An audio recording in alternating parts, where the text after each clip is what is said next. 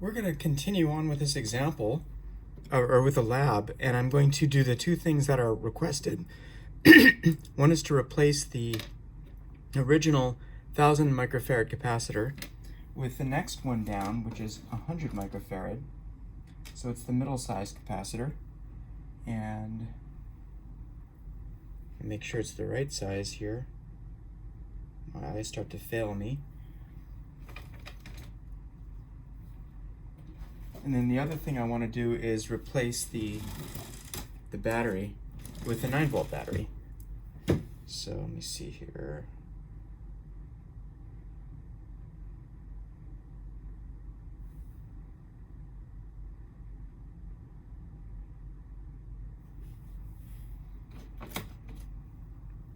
Yeah. So what you see here is that this is the 100 and this is the 10. So I'm going to put the 100 in here. It's the next one smaller.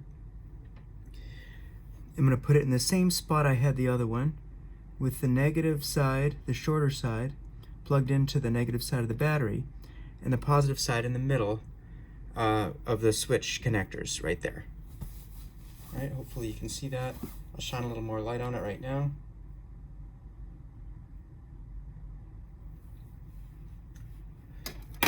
Okay, so it's right in the middle. On top of it, I have the connection to the positive side of the battery, and below it I have the resistor that is tied to the ammeter, which I'm going to set to the ammeter setting right now. All right, and I have to replace the battery with a 9-volt battery, as the instructions stated. So I'm just going to use 9-volt from now on.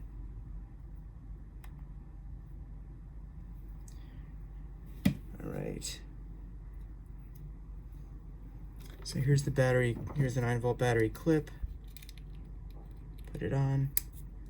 Make sure these two don't touch. Put the plus side there.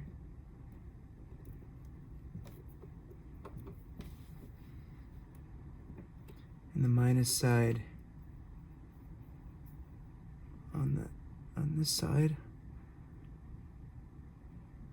Okay, so now I'm ready to do this 10 times. I'm going to flip the switch 10 times. I'm going to cause the capacitor to charge up, which I'm doing right now. Then I'm going to discharge it. And I think I saw 5.2 there. 0.7. 0.5. 0.5. 0.4. 0.4. 0.8. 3.4. 0.7. 4.8. 1.7. 0.4. That might be 10 times. I'll do one more just in case. You can see there's some variability there. I got some really big numbers and some small ones. 2.8. All right, so use the first 10 of what I collected there, find their average, and that'll be the value for this capacitor that we're going to use to represent the charge that was on it.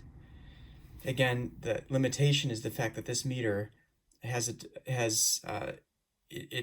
it can't necessarily see the peak of the current going through. It takes some time for the meter to electronically record it.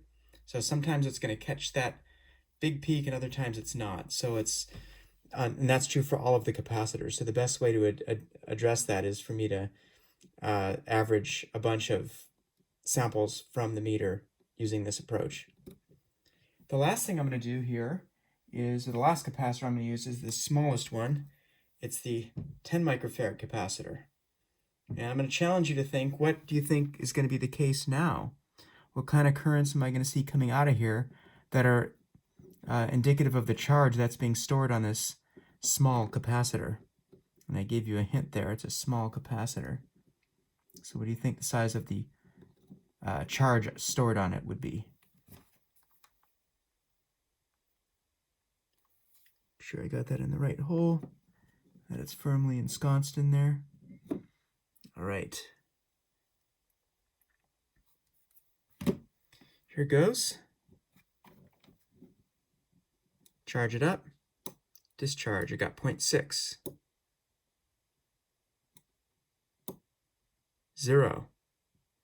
In other words, the current was smaller than 0.1 milliamps, so it doesn't even show up on here. 0.9. 0. 0.9. 0. 0.6. 0. 0. 0.7. I think that was 10 repetitions. So hopefully you're seeing that the amount of charge is smaller on these smaller capacitors, with all else being equal. Now, the last two things I'm going to do, I say let's start putting capacitors in parallel here. So what I'm going to do is I'm going to take my two 100 microfarad capacitors, you should have a pair of them, I'm going to put them in parallel.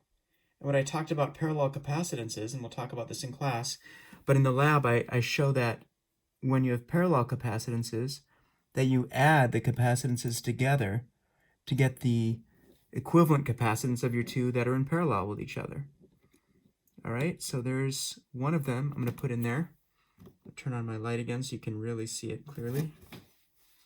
And I'm going to put my other one, and I'm going to put them in parallel, which means the other positive lead of the capacitor needs to go into another hole in the same row as the lead that I just put in. And then the other negative lead of that capacitor is going to go anywhere in this column here. All right, so now I have these two capacitors in parallel with each other. They're each 100 microfarads. So the result should be 200 microfarads. Let's see what happens